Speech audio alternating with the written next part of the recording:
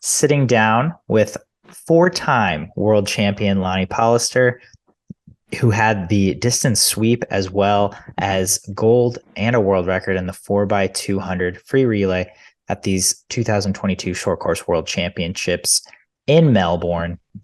First of all, you just got home from training. Thank you so much for taking the time and sitting down. You did Pilates at training this morning. Is that something you guys normally do? Yeah, it's something we kind of threw in before World Long Course last year, more for, I guess, like flexibility. Maybe it was just after Long Course. I don't know. It was more for flexibility and kind of like range of movement rather than just going into like a gym and just like stretching at home in our own time. So it's something that's like a little bit more, I guess, like relaxed at training, and we all enjoy it on a Friday morning because it's kind of like after a big week, you go in Friday, sit down and relax. And it's more yoga than it is Pilates. And then, yeah, we have like a recovery session after that, gym, Friday afternoon off, and then another big one Saturday morning.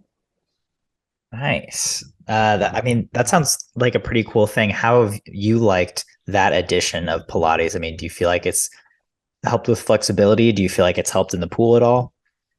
Yeah, before doing it, was fairly useless in terms of flexibility. I remember sitting at World Long Course and watching Molly O'Callaghan. Like, she's ridiculously flexible. She used to do cheerleading when she was younger, and I would sit and like struggle to touch my toes. And I was like, okay, maybe this is something I need to work on. So having Bowley kind of implement that for everyone, I guess, was a blessing for me because I really enjoy it now and find that it's a lot easier to kind of get into like a tuck position for turns, and I guess just movement flexibility in terms of like how to rotate and that sort of thing with swimming as well.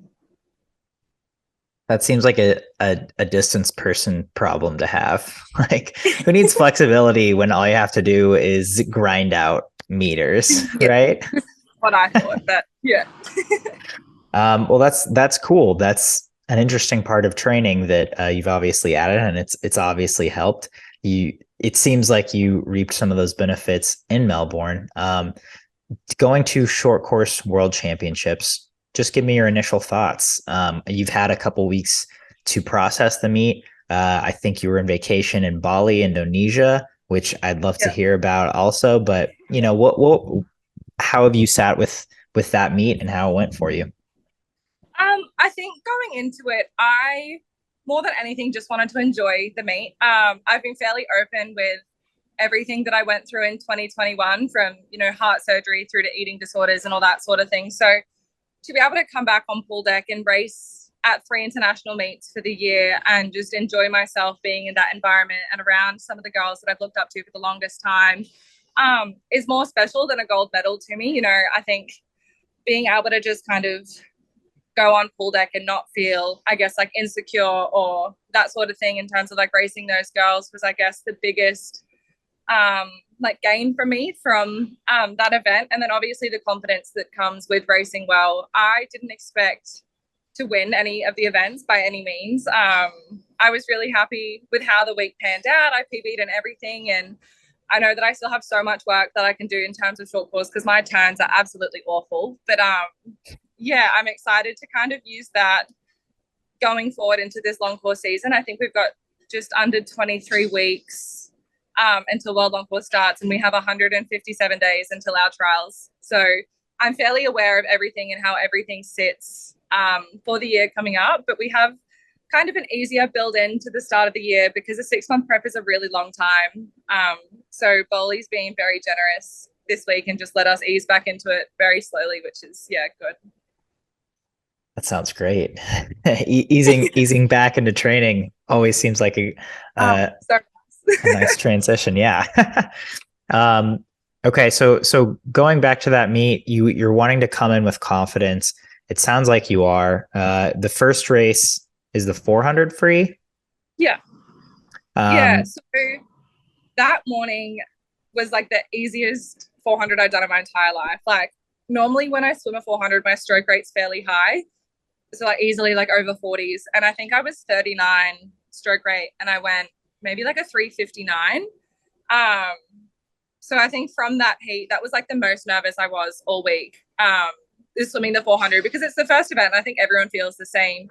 Is you don't actually know like what's gonna happen. I guess in a way, like it's until you have like the first heat done or the first event done, it's kind of like really stressful. So doing that heat was good. And then the final with Erica and I have a similar long course PB as well. So I knew we'd both be very close in terms of the time that we'd swim in the final. But yeah, it was good start, 3:55. I wanted to be closer to a 3:53. I just didn't go out, I guess, hard enough because I didn't back myself with the training and stuff that I had done. So I think more than anything, I definitely learned a lot of how to race and how I can take the short course lessons into long course events as well.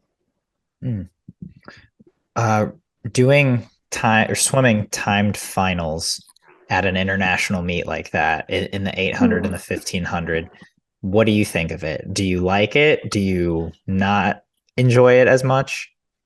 It was kind of odd. But also I have only swum one meet where I had a heat and final for the 8 and the 15. Oh, two meets, sorry. And they were both this year. So like junior international events are always like a timed final. So in a way, I was kind of used to it because our Australian trials are the same, where we have just a timed final for the 8 and a timed final for the 15. I think I would have liked to do a heat of probably the 8 more so than the 15, because I feel like the 8 is a harder event to put together, like technically. And I've struggled with that the whole way, like putting together like an 800 that I'm happy with how I've split both of them. So I think I went out in the 800 in a 401, but then I went out in the 1500 in a 401. So it's harder for me to grasp like mentally the 800 splitting rather than a 1500. Why do you feel like that is, or how would you have wanted to split that 800 better? Yeah. At the start of the season, like I wrote down times for myself that I thought were achievable. So if I had have gone off the 53 high or 3:54, I should have been able to go out under 4 minutes fairly comfortably. But I just think like I struggled going out harder than I normally would. I think like long course, at long course worlds in the 400 free, I went out in a 57 feet on wall and then dropped back to like, ends up being like 1 minute or 101. So there's like a fairly big like drop for me, which is something that we're working on. Don't stress. But yeah, I just think the 1500 is an event that like, it's going to hurt regardless. And same with the 800. But for me, I get to a point where I feel like I'm going to throw up, and then it becomes like almost you get over that. And it's like you out of body experience in a way, like you kind of don't feel how much it hurts anymore. Whereas I haven't figured out in the 800 where to like get to that feeling as well. So I guess it's more just playing it different meets, like going to New South Wales State and seeing if there's a different way to race it to get like a better result out of it. But I still think like my 400 and 1500 were better than my 800. So, like I said earlier, you were quadruple gold at this meet: 400, 800, 1500, and 4x2. Was there, of those races or just of the whole meet, was there a highlight experience for you? Was there a moment that stuck out as being really special or really unique, or just a moment that's you're going to carry with you? I think there's two. The 4x2 was insane. I kind of like going into the meet didn't know who they were going to use, because obviously like Meg Harris was on the team, Maddie Wilson, Leah Neal, Molly O'Callaghan, Jamie Perkins is a junior swimmer and she went a 157 low at Junior Pan Pac. So they kind of had a number of people that they were going to be able to sub into the final, I guess, depending on form. And then maybe like just after my 800 final, Dean was like, oh, by the way, you're anchoring. So I knew that I was in the relay that morning, but like none of us were told the position that we were going in. And we were standing behind the blocks, and I was just looking around, like seeing who was going where, in like what orders as you do from different countries. And I realized that like Taylor Ruck was anchoring from Canada, and I started like freaking out behind the block, because I remember like I've watched her for years, obviously, growing up. And I had to have like Maddie and Molly trying to like calm me down behind the block. They're like, no, it's fine. You'll be fine. Like, you're a senior athlete now. Like, you should be confident. And I was just like, oh my God. So that was really cool. And then to split a 152 as well, straight off the back of an 800 for me was, I guess helps with confidence again going forward, knowing that I'm able to have a big program and still be able to back up and swim well. And I think for me, the 200 was a better race than the 800 was anyway. And I kind of always like pigeonholed myself as just like, I guess, a heat swimmer for the 4x2. So to have that opportunity and prove myself and show to the Australian coaches that put me in that relay that they're, I guess, able to trust me with it was really cool. And then the 1500 when Dawn presented my medal. So she's known my mum longer than I've been born. And they didn't tell me that she was presenting it. And then when I walked out and saw Dawn, I was just so excited. And then obviously asking her to stand on the podium with me, knowing that she'd done it all throughout her career, and maybe have her come and do it one more time and sing the national anthem with me was really special. Yeah. How long have you known Dawn? I mean, was she someone who's been, just in your life or a part of your swimming career for a while? She was at my christening. So she's known me since I was born. And we've done Christmases with her up at her family house on the Sunshine Coast. And she calls me once every 2 weeks and just asks me about training and life and all that sort of thing. So she's been someone that's just been a massive support my whole career. She was at my first age nationals and kind of just had faith in me the whole way along before I realized that I wanted to be just a swimmer or just a pool swimmer in terms of choosing between surf lifesaving and pool swimming. And she was always so happy for me to do what I wanted to do. And I guess having her support and knowing what she did with her career and having her support my mum through my mum's career is kind of something that I didn't expect I would be lucky enough to experience in my career. Yeah. I mean, that's a very unique relationship to have with someone, let Yeah. alone someone who's had as much success in the same sport as you have, as she has. How did that relationship come about? How are her and your mom connected? I'm not 100% sure how they initially met, but I know Dawn was still involved with swimming post her retirement.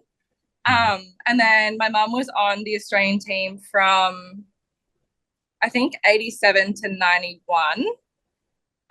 So Dawn was still involved in swimming through that and through my mum's swimming career. And then when my mum retired, they just stayed in contact somehow. And I think through that is how they formed their relationship. And they were really close through swimming with different things that happened in their lives and their careers. And then, yeah, just kept it moving forward, which is really special for the both of them as well. I think my mum had her as a mentor in a similar way that I have her as a mentor now and have my mum as a coach, my mum and a mentor. But yeah, I'm not 100% sure how they actually met or what the story is why they're so close. It might be something that I have to ask them. I mean, regardless, that again, that's just super cool and super unique that you're able to have, like you said, two female mentors in your career and your life that are so connected to you and so close. So after the World Championships, you go to Bali. Tell me about that. So yeah, did you have this vacation planned for a while? Put me there, set me up. Yeah. So my best friend, I've known her since I was like 5 years old. Her name's Janaea. She kayaks. So she's been on like Youth Olympic kayaking teams, and her family would go to Bali, I think like once a year or once, like they go on family holidays overseas fairly often. And I don't know if whatever. She broke up with her boyfriend. He was meant to be going. And then it was probably June of this year, just before I went away for World Long Course. And then she was talking to me about Bali, and I was like, oh, like maybe I'll convince my family to come over. Like we can do like a joint family holiday, whatever. And then she was like, well, if they say no, you can just come with us. And then so I asked my mom about it, and she was like, oh, like we probably won't go, but like you're more than welcome. And it was my first Christmas away from my parents, which was really sad. I had a little cry on Christmas Day because I missed them. But I think it was really good to get away and kind of just go and sit and do nothing. I, at home, like feel the need to constantly do something, or I guess I'm always like active in a certain way. So if I go on holidays, I'm a we're doing this at this time, we're going to go this place, we're going to go this place and this place. But because it wasn't me organizing it, I kind of just had to go with the flow. And if that was them being like, okay, we're going to go sit at the pool at 10 a.m. for as long as we want, that was just what I had to do. So it was nice to go and sit and actually be forced to relax and literally just think about nothing. I tried to surf a couple times and still uncoordinated. So we're just going to stick to swimming and that side of it. And then at our friend's hotel, there was a diving board. And I posted it on Instagram a couple of times of me trying to do a backflip. And I just couldn't commit to like looking backwards and jumping the right way. And it's the same as when I swim backstroke. Like I get real uncomfortable, like not being able to see where I'm going. I don't know why. I just always have been real like weird about it. And just failed so many times trying to do this backflip. But yeah, it was just a lot of me kind of sitting, talking about like the year, what her goals are for her sport. She was still training the whole time we were away. Like she'd get up at 5 a.m. and go for a 6K run and then go to the gym, and then we'd get breakfast, and then she'd go and paddle a surfboard for like 3 hours. So she was so active while we were away, but it was nice for me to kind of like sleep in. She'd come and get me after gym and we'd go to breakfast. And just, yeah, for me, it was a massive reset. And I spoke to my mum a couple times, like on Christmas and that sort of thing, but really tried to just get away from having swimming in my mind, like at all. Man, I'm jealous. That sounds really cool. Yeah. A couple things you said really resonate with me. It was my first Christmas not with my parents as well, so I feel you there. That's so It's yeah, it's different, definitely. And so I hear you there, but also it's so important, right? Especially as athletes, as swimmers who are just kind of always training or always doing things. You kind of get into this routine and rhythm and mindset of like, all right, I have to be constantly getting better or constantly moving forward. It's just like, just chill, just go sit by the pool for however long. So Bowley sent me an article like the midweek of racing while I was down in Melbourne. And the last point in it, I think, says like, get away from sport. And then there's a big paragraph about it after. So I think it's nice to have someone that's like telling me to do that sort of thing, even though he knows that like when I come back, I have to go back into training and go back into a routine and do like extra little things. We've only swum so after tomorrow morning, we've done 6 2.5K sessions and that's it. And then gym on top of it. So I'm swimming like nothing and I feel really lazy. So I'm going and doing like different things that I wouldn't normally be able to do. So like I'm starting to run a little bit more, which for me, like I did when I was really young, and I'd go and run like 5 or 6K twice a week just for like a higher aerobic capacity, I guess, like leg conditioning and that sort of thing. So I'm starting that back up again. And I think it's a perfect time to be able to implement it while I'm not under heavy load in the pool. And then I'm starting to go and do like surf lifesaving again and going down and training with friends and still staying active, but not in a way that's putting so much stress on my body or stress in my mind about like having to train super well so that it's like benefiting me in a way. It's more fun and just social and making sure that I am staying active because like I still swim distance free. In my head, I can't justify not doing a lot because I'm scared that I'm not going to be fit. Which it's understandable. Yeah, I mean, if I swam your races, I feel like I'd be in the same boat. But that's really cool, especially to have a coach that supports getting, stepping away at the appropriate time and just clearing your mind. Which brings me to a point I wanted to get to, which is I don't remember how long you've been with Michael Bohl at this point, but you are training with him. You kind of made it through this year, right? Under his tutelage. How would you analyze how that's going so far? Yeah, so I'm really lucky that I have both of them still. So at the end of 2021, Swimming Australia made these like hubs. So they had different performance-based hubs. There's one on the Sunshine Coast, one in Brisbane, one on the Gold Coast. I think there's one in New South Wales and then one in Victoria. So there's like a couple spread around, and there's a head coach, and then the head coach has an assistant coach. And Bowley asked Janelle or my mum to be his assistant. So I still have both of them on pool deck, which is super special, because I wanted my mum to be part of my journey the whole way along. But for me, like, I needed, I guess, like a little bit of change after the year that 2021 was. I almost gave it away. I wanted nothing to do with it. And then I had a conversation with my mum at home, and I think she was ready, just as a mum, not as a coach, like for me to just step away from it because she didn't want to see me heartbroken again. And then I found out Mac Horton was moving to our squad after the Olympics in 21.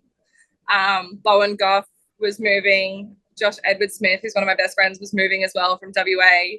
And then I slowly was allowed to start doing like 1K a day, and it would be 2050s on 2 minutes with fins on, because I wasn't allowed to get my heart rate over 120 because of the whole like post-viral fatigue process. So I was swimming just so slow. And then Kaylee McEwen and Brendan Smith came and trialed, and it was kind of like, why not give this another opportunity when there's so many people coming to the squad to train with Bali, to give them the best opportunity to make another Olympic team. And I thought it would be, I guess, stupid to like waste that opportunity and give away the sport. So I told myself I'd give it one more year to try and make the senior team. And if I didn't make it, I would look at coming over and doing college and just enjoying swimming for the sake of enjoying swimming in a team environment where it's less pressure than making like a senior team, like going to world champs and that sort of thing, but still being able to do NCAAs and still doing the sport and still being involved in it. So they all moved, and then Clyde Lewis also moved. And now this year, I think Bowley's had 12 out of 20 on the senior team, which is just insane. I think the only other program that's similar to that is Dean Boxall in Brisbane. So if you look at the two programs, they're fairly even on like team numbers, like on the team, which is just crazy. And for me to look at it from the position that I was in 2021 in December, and having probably the shortest prep of my entire life to go to a trials and swim best times that I hadn't even like been anywhere near since 2019, was, I guess, not to kick up the bum, but what I needed to kind of enjoy the sport again and be in love with it and just want to go on pool deck and race for the sake of racing instead of racing with the fear that I wasn't going to be good enough. Yeah. First of all, Clyde Lewis is my guy. I have to give him a shout out. Yeah, I love Clyde. I love Clyde. He we got to spend some time together in 2019 at ISL in Budapest. So he's my favorite. So I'm I'm so happy to hear that he's in your group. But yeah, I mean, it sounds like a monster training group. It sounds like things have gone well and continued to go well for you. I can't believe that you were. I'm a little sad though, because you were thinking about coming to America to go to college. Did you have schools in mind at all, or did you have places you wanted to look at? When I looked at it before, like I went into year 12 as well. So I started looking at different programs and different schools when I was still in year 11, which was in 2018. So it was something that I'd thought about because my mom was offered a scholarship when she was swimming to USC. And she said it's the one regret she has from her swimming career is not going and doing college. And I was like, well, maybe I'll think about it. And I think it's hard because there's not a lot of Australian swimmers on the senior team that are training in college. And I think that's the one thing that I was scared about, was if I went away and didn't end up like progressing more. So the colleges I looked at when I was in year 11 was Stanford initially, when Katie was still swimming there. And then last year when I was thinking about it, the only three that kind of popped up were Florida, Texas, and Arizona.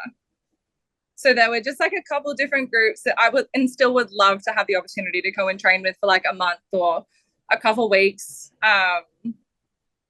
just for something different. I have so much respect for so many of the American athletes, and I'm so lucky that I got to meet so many of them at World Champs and World Short Course, and I guess just get to know them as people and not just athletes. I think that brings the level of respect up so much more as you see what they do in the pool and then you meet them as people outside of the pool. And I get so excited when I see them swimming well in different races and whatnot. Like, I was heartbroken that I was fourth in the 400 free at World Long Course, but was also so happy for Leah Smith because of the year that she had in 2021. And then for her to come back and be third. So as much as I was sad for myself, I was so happy for her to be able to swim well at the same time, which when you're when you're competitors is an odd feeling. But yeah, it's weird.